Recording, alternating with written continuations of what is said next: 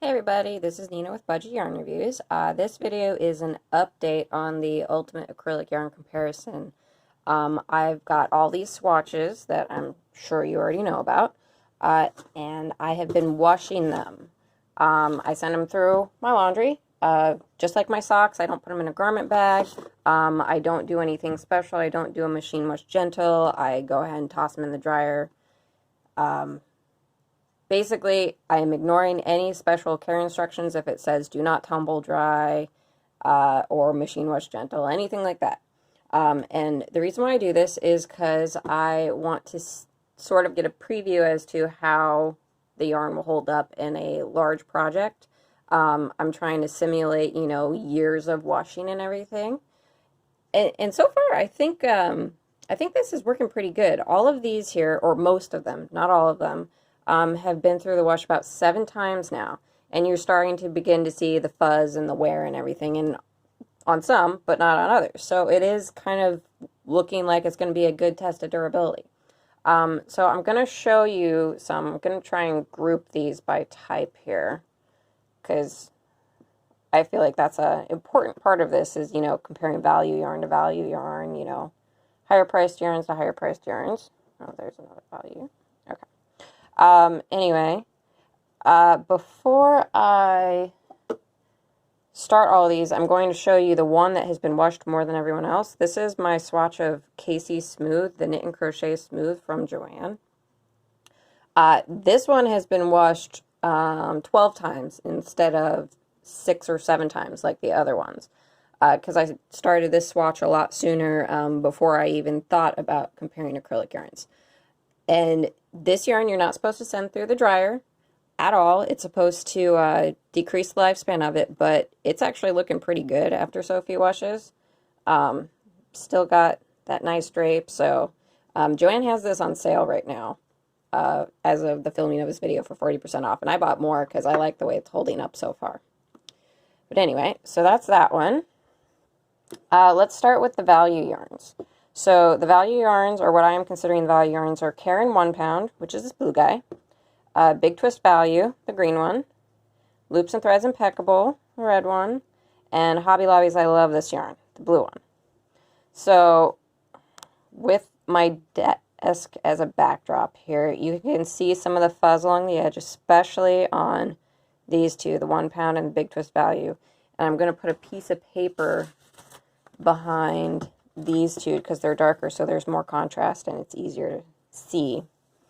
So as you can see, these two over here have a lot more fuzz going on them than these two over here. And of all of them, it's the Loops and Thread Impeccable that currently is showing the least amount of wear. Like, this looks basically exactly as it did. It's still stiff though. It's softened a bit, but it's still stiff. But it is not fuzzing anywhere near what these two are. The Hobby Lobby I Love This Yarn is definitely faring better than these two as well. And of these two, I would say the Caron 1 pound might be doing a little bit better, but they're both fuzzing quite a bit. So that's those as a group. And I was kind of, separating these out in terms of what ones I thought did best. So let me sort of do that here. Because some are definitely holding up better than others. So in the category of ones that aren't doing quite as good, and they're still doing fine, but not as good. I think that one goes in this one. Okay, so first off, let's compare the Lion brand anti-pilling yarns. Over here's it's the basic stitch yarns. This is the anti-pilling one. This is the premium one. So if you put them on white paper here, you can see that there's definitely more fuzz here on the premium than the anti-pilling. And it makes sense. Anti-pilling is supposed to be more resistant to wear, supposed to look nicer for longer, and I would say that at 6 washes, it is definitely evident already that that is the case. This one, has a little better drape, and it's a little softer, but it definitely shows the signs of wear faster than the anti-pilling does. I'm going to leave this one here kind of as a reference. Next up here, this is Karen Simply Soft. Everybody says kind of that this one wears out a little quick. I would absolutely agree if you see the fuzz on this edge right here. Oh, sorry guys. But it's not that much worse than, you know, the Red Heart Soft. Again, on a darker background so it's easy to see. Same kind of fuzz going there. But, you know, the paint box yarn here that everybody likes so much, it's not doing great either. Like, this one actually is doing about as bad as Big Twist and Karen 1 Pound over here. Like, they're really showing some fuzz here. Let me get these a little closer so you can see for sure. Like look at all this. And of course, the fact that it's wrinkled, it kind of shows how hard I am being on it in the wash, just letting it roll with my socks and everything. So obviously, because I am intentionally being hard on these, you're not normally going to see this type of wear in one of your projects after 6 washes. I am literally trying to push the envelope here just to get a feel for how it'll be long-term durability. So keep that in mind. I am being harder on this than intended. You shouldn't see this kind of wear after just a handful of washes, but I'm intentionally being mean to this yarn. So anyway, here in my stack of not doing so great there, these two I have as doing pretty well. Let's get into a couple others here. So this is the Stylecraft Simply DK. This one was super soft and from the get-go, the one my husband compared to a dish rag or something, I thought it was, you know, it reminds you of a comfy sock or something. It's also getting some fuzz here. It is easier to see it on the desk. I would compare it to, it's not quite as bad as Big Twist, or no, yeah, sorry. Big Twist is worse than worst, best. I can't talk today. All right, this one here is Knit Brava. It's actually doing pretty well here. You can definitely see some fuzz along these edges, particularly like right here. That's a good spot to see the fuzz. But it's doing pretty good. But the, well, I mean, it's about the same. This is the King Cole Cherished. It's about the same. Got some. What's interesting about these is sometimes the edges will fuzz, but the rest of it will look fine. And, you know, that makes sense for various reasons. This is an anti-pilling yarn. So that's where you're not seeing, like, the long strands coming off. It's shorter and more compact. And that's probably because the yarn is designed to try and shed some of those extra fibers past a certain point. Just like this guy here. You get a little bit of a haze, but most of it looks fine. You just get a little fuzz around the edges. It's not like this here where you're seeing the fuzz inside the swatch as well as the edges. So, and if you can't keep track of what swatches I'm talking about, all of this will go into my final ranking that I'm going to put on my website. So, if you're confused right now, don't worry about it. This is the Bernat Softy Chunky. A little bit of fuzz around the edge, but overall it's looking really nice still.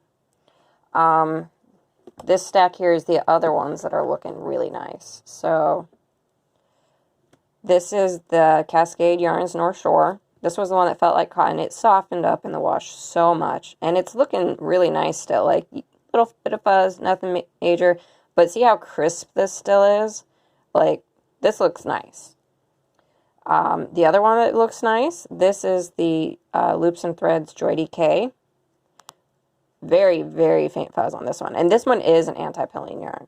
And you can tell it's a really good one. This yarn is the Premier Everyday Anti-Pilling Stuff. It also looks really good. Very, very similar to the Joy DK. Like, not only did these yarns rank as really soft for me, but these are really holding up well. Okay. So, next two here. So this is Lion Brand jeans. You can see on the white here that there's a fuzzy edge there. But it's definitely no worse than the Basic Stitch Premium. It's getting a little bit of a halo. You see, like, if I fold the swatch over, you still see the fuzz here. You're seeing that on some of these other yarns too. Like, this is the Caron Simply Soft. This is the Caron 1 pound.